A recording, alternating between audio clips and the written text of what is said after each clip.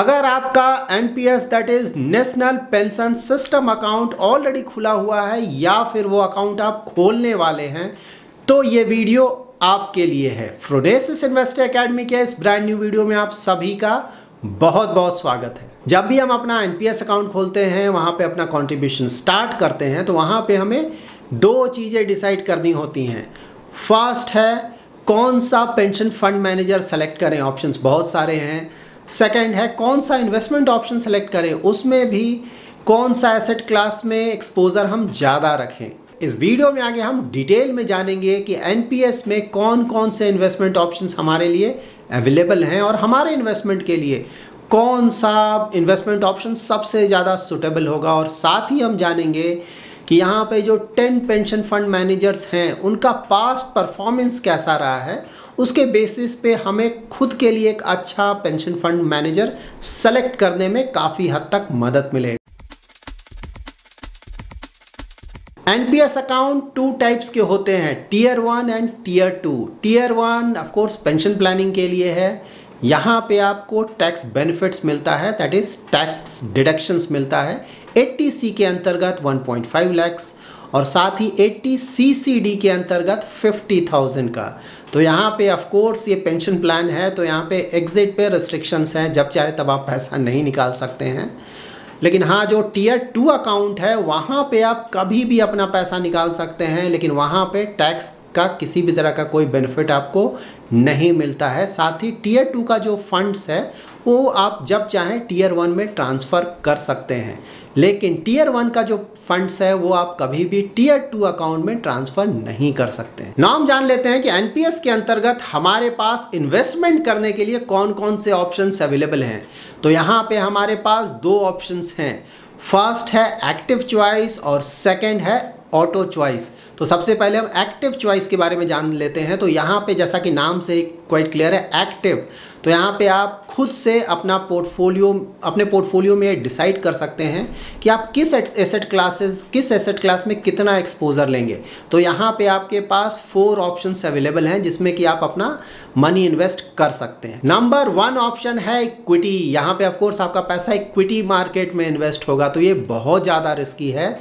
तो अगर आप बहुत ज़्यादा रिस्क ले सकते हैं तो ऑफकोर्स इस ऑप्शन को आप कंसिडर कर सकते हैं, क्योंकि लॉन्ग टर्म में जनरली ऐसा देखा गया है कि इक्विटी मार्केट से रिटर्न्स काफ़ी अच्छे आते हैं। तो यहाँ पे आप अपने टोटल कॉर्पस का मैक्सिमम अप टू 75% ही इन्वेस्ट कर सकते हैं। सेकंड ऑप्शन है कॉर्पोरेट बॉन्ड्स। यहाँ पे आपका पैसा फिक्स्ड इनकम सिक्योरिटीज़ में इन्वेस्ट किया जाएगा।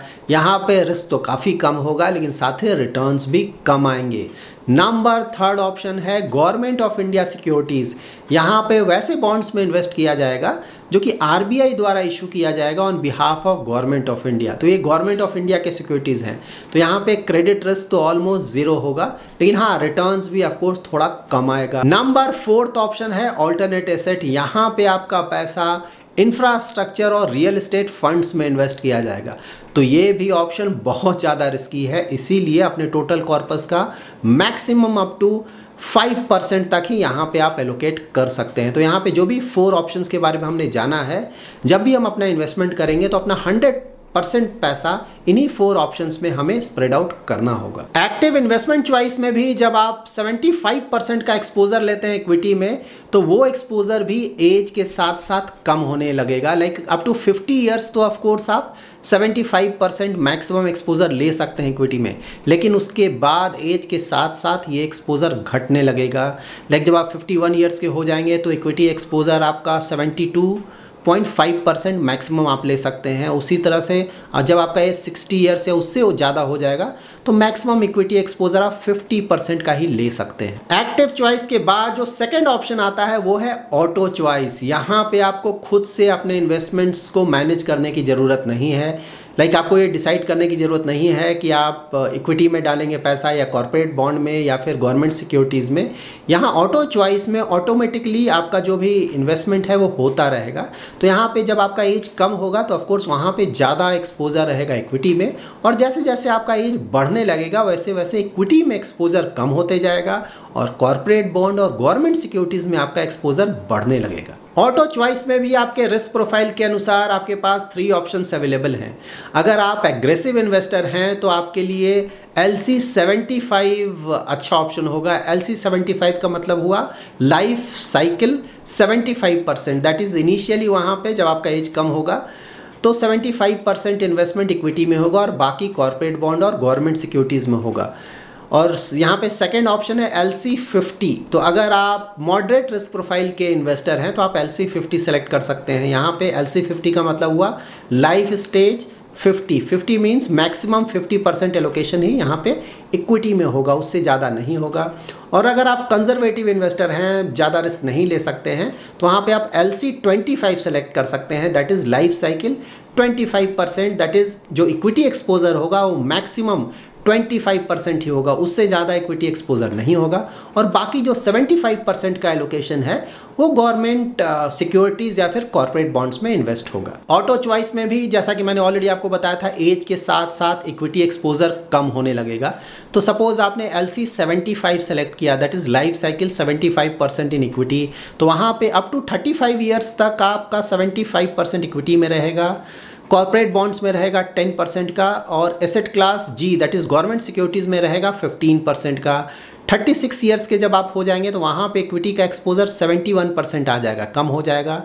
यहाँ पे corporate bonds that is class C में आपका एक्सपोजर 11% हो जाएगा, थोड़ा बढ़ जाएगा। और साथ ही गवर्नमेंट सिक्योरिटीज़ में भी आपका एक्सपोजर बढ़कर 18% हो जाएगा। उसी तरह से एज के साथ साथ जैसे जैसे आपका एज बढ़ेगा, यहाँ पे आप क्लियरली देख सकते हैं कि आपका जो इक्विटी एक्सपोजर है वो घटने लगेगा। LC75 में आप यहाँ पे क्लियरली देख सकते हैं कि इक्विटी का एक्सपोजर तो आपका लगातार घट रहा है, जबकि कॉर्पोरेट बॉन्ड्स का एक्सपोजर पहले बढ़ रहा है और फिर बाद में वो घटना शुरू होता है, जबकि गवर्नमेंट सिक्योरिटीज़ का जो एक्सपोजर है वो लगातार बढ़ता जाता है। यहाँ पे जब आपका एज 55 ईयर्स या उससे ज़्यादा हो जाएगा तो इक्विटी का एक्सपोजर सिर्फ 15% का बच जाएगा, और साथ ही कॉर्पोरेट बॉन्ड्स का एक्सपोजर अबाउट 10% का रहेगा, और गवर्नमेंट सिक्योरिटीज़ का एक्सपोजर बढ़कर 75% हो जाएगा। और अगर आपने LC50 option that is life cycle 50% in equity option select किया है, तो वहाँ पे up to 35 years of age आपका जो टोटल कॉर्पस है उसका 50% इक्विटी एसेट क्लास में इन्वेस्ट होगा,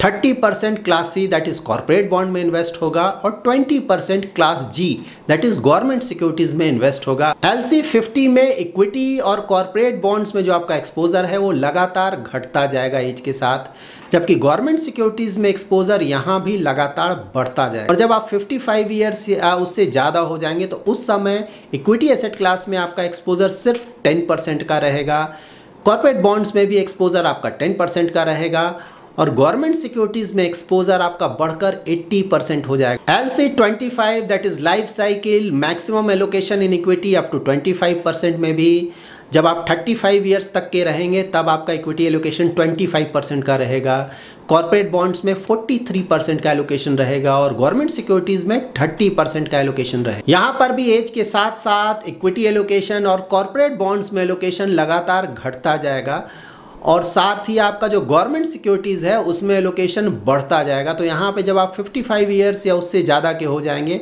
तो इक्विटी एलोकेशन होगा 5% का, कॉर्पोरेट बॉन्ड्स में एलोकेशन होगा 5% का, जबकि गवर्नमेंट सिक्योरिटीज़ में एलोकेशन होगा 90% का। अभी तक हमने जाना कि एनपीएस के अंतर्गत कितने सारे इन्वेस्टमेंट ऑप्शंस अवेलेबल हैं। अब हम ये कैसे डिसाइड करेंगे कि हमारे लिए कौन सा ऑप्शन सबसे ज़्यादा सूटेबल होगा। तो यहाँ पे ये डिसाइड करने के लिए आप इन 3 चीज़ों को ध्यान में रख सकते हैं।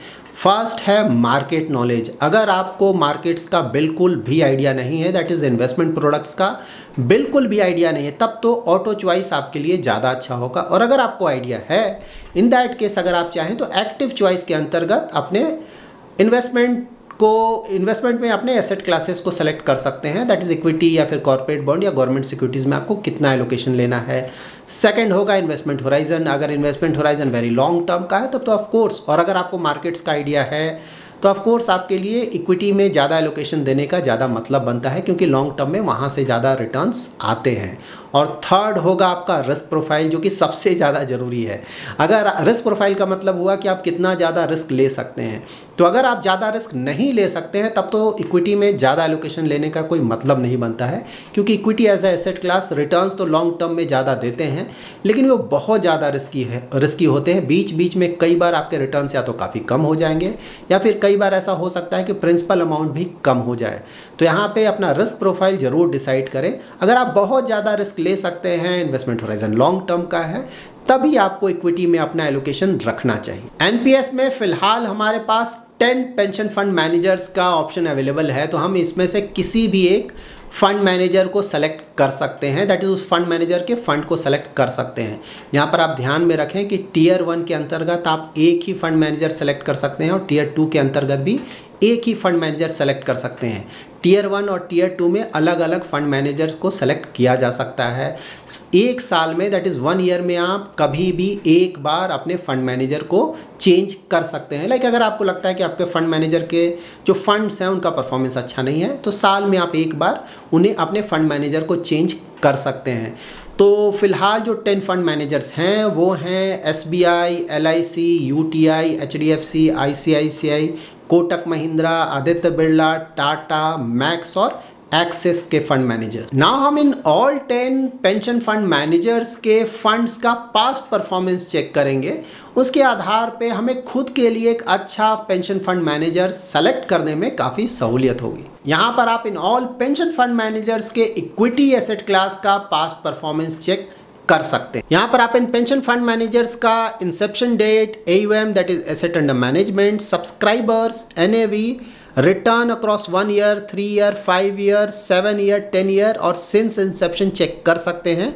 साथ ही नीचे आप इनके बेंचमार्क रिटर्न्स को भी चेक कर सकते हैं। यहाँ पे मैंने उन रिटर्न्स को रेड कलर से हाईलाइट किया है जहाँ पे ये फंड्स अपने बेंचमार्क को बीट नहीं कर पा रहे हैं। तो past performance wise equity asset class में अगर आप देखें तो HDFC का और LIC का परफॉर्मेंस रिलेटिवली बेटर रहा है। HDFC ने 1 ईयर, 5 ईयर और 7 ईयर में अपने बेंचमार्क को बीट किया है, जबकि LIC ने 1 ईयर और 3 ईयर में अपने बेंचमार्क को बीट किया। यहाँ पर आप इन फंड मैनेजर्स के कॉर्पोरेट बॉन्ड फंड्स का परफॉर्मेंस चेक कर सकते हैं। तो यहाँ पे क्लियरली आप देख सकते हैं कि परफॉर्मेंस ज़्यादा अच्छा नहीं है। परफॉर्मेंस अच्छा इसलिए नहीं है क्योंकि अगर आप बेंचमार्क से इनका रिटर्न्स कंपेयर करेंगे तो बेंचमार्क को इनके फंड्स बीट नहीं कर पा रहे हैं। बट हाँ, रिलेटिवली अगर आप परफॉर्मेंस देखें इन फंड्स के बीच में, तो यहाँ पे भी HDFC का परफॉर्मेंस रिलेटिवली बेटर है, क्योंकि ज़्यादातर होराइजन्स में इस फंड ने जो दूसरे फंड्स हैं उससे ज़्यादा रिटर्न जनरेट। यहाँ पर आप इन पेंशन फंड मैनेजर्स के गवर्नमेंट सिक्योरिटीज़ फंड्स का परफॉर्मेंस चेक कर सकते हैं। तो यहाँ पे 1 ईयर में तो परफॉर्मेंस अच्छा नहीं रहा है, क्योंकि सभी कुछ रेड में आपको दिख रहा होगा, क्योंकि यहाँ पे ये अपने बेंचमार्क को बीट नहीं कर पा रहे हैं। लेकिन हाँ, 3 ईयर, 5 ईयर, 7 ईयर और 10 ईयर होराइजन में इनका परफॉर्मेंस अच्छा रहा है। यहाँ पर भी अगर आप इन फंड्स के परफॉर्मेंस को कंपेयर करेंगे आपस में रिटर्न्स को, तो वहाँ पे आदित्य बिरला, सन लाइफ, HDFC और LIC का परफॉर्मेंस अच्छा रहा है रिलेटिवली। आदित्य बिरला ने 3 ईयर एंड 5 ईयर में अच्छा परफॉर्मेंस दिया है। HDFC का परफॉर्मेंस 3 ईयर एंड 5 ईयर में रिलेटिवली अच्छा रहा है। LIC का परफॉर्मेंस 5 ईयर और 7 ईयर में रिलेटिवली अच्छा रहा। तो यहाँ पे भी अगर आप परफॉर्मेंस देखें तो रिलेटिवली इन दीज स्कीम्स में आपको HDFC का परफॉर्मेंस रिलेटिवली बेटर रहेगा। 1 ईयर, 3 ईयर, 5 ईयर तीनों होराइजन्स में रिटर्न्स ठीक ठाक जनरेट किया है। और साथ ही अगर आप SBI का ही परफॉर्मेंस देखें तो 3 ईयर, 5 ईयर होराइजन में रिलेटिवली इनका परफॉर्मेंस भी ठीक ठाक रहा है। जब भी आप अपने पेंशन फंड मैनेजर के परफॉर्मेंस को, दैट इज पास्ट परफॉर्मेंस को चेक करें, तो आप ध्यान में रखें कि एवरी ईयर आप अपने पेंशन फंड मैनेजर को चेंज नहीं करते रहें। अगर आपका पेंशन फंड मैनेजर लगातार 2-3 साल या फिर उससे भी ज़्यादा काफ़ी ज़्यादा अंडर परफॉर्म कर रहा है, लाइक दूसरे फंड्स के मुकाबले काफ़ी ज़्यादा कम रिटर्न जनरेट कर रहा है, तब तो ऑफ कोर्स वहाँ पे चेंज कर लेना चाहिए। लेकिन अगर आपका फंड मैनेजर जो दूसरे स्कीम्स हैं उसके लगभग ही रिटर्न जनरेट कर रहा है, थोड़ा बहुत कम रिटर्न जनरेट कर रहा है, तो उसके कारण जनरली हमें अपने फंड मैनेजर्स को चेंज नहीं करना चाहिए। So that's it in this video. अगर आपका कोई इन्वेस्टमेंट रिलेटेड क्वेरी है तो आप हमारा एवरी सैटरडे 7:30 to 8:30 PM का यूट्यूब लाइव स्ट्रीम ज्वाइन कर सकते हैं। उसमें मैं ट्राई करता हूँ कि आपके investment related queries like personal finance, mutual funds और स्टॉक रिलेटेड क्वेरीज को आंसर करूँ। अगर आपको ये वीडियो पसंद आया है तो ज़रूर लाइक एंड शेयर करें, और अगर अभी तक आपने हमारा यूट्यूब चैनल सब्सक्राइब नहीं किया है तो ज़रूर सब्सक्राइब करें। Thanks lot for watching.